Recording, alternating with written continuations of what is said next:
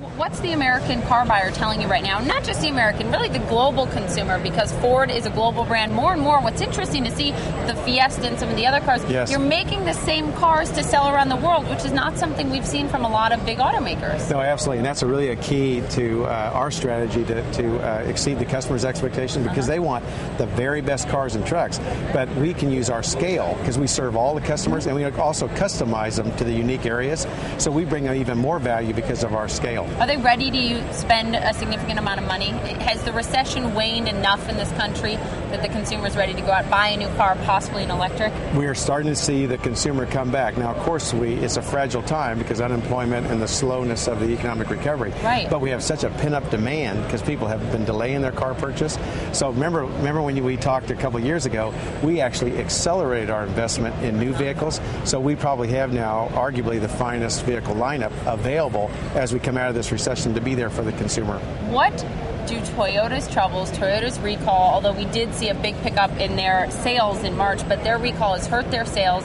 You see GM and Chrysler still struggling with market share. Ford's picking that up. What does it mean for you long term?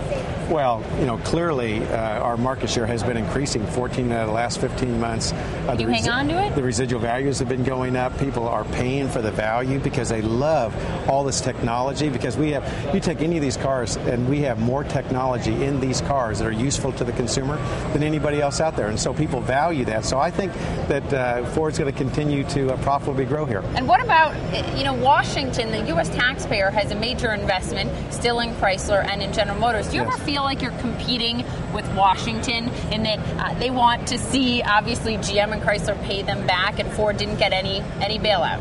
Well, we think of really satisfying the consumers. And, of course, this is a very competitive all around the world. Sure. Those two that you mentioned are two of them.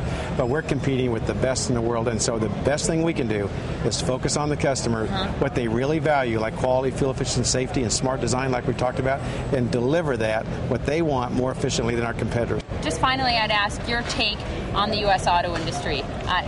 Are we going to be okay? That's the question dealers and workers have, and really whole communities across the country right now. Is this industry going to thrive again? I sure think so. And the reason I say that, Poppy, is that during the worst of times, we moved decisively. Just take Ford's case. We moved decisively to match our production to the real demand. I mean, that was hard. Very hard on everybody. But that allowed us then to get back to profitability. That allowed us to invest in the new cars, so we have this fabulous lineup.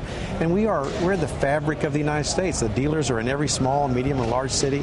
We have arguably the finest dealer network, and now they have this fantastic lineup. And just, you just got to pan around and see the Fiesta, the Focus, the Fusion, the Taurus, the Escape, the Edge, the Flex, the new Explorer that's coming out, the Expedition, of course, the F-Series truck, the Ranger, and the E-Series.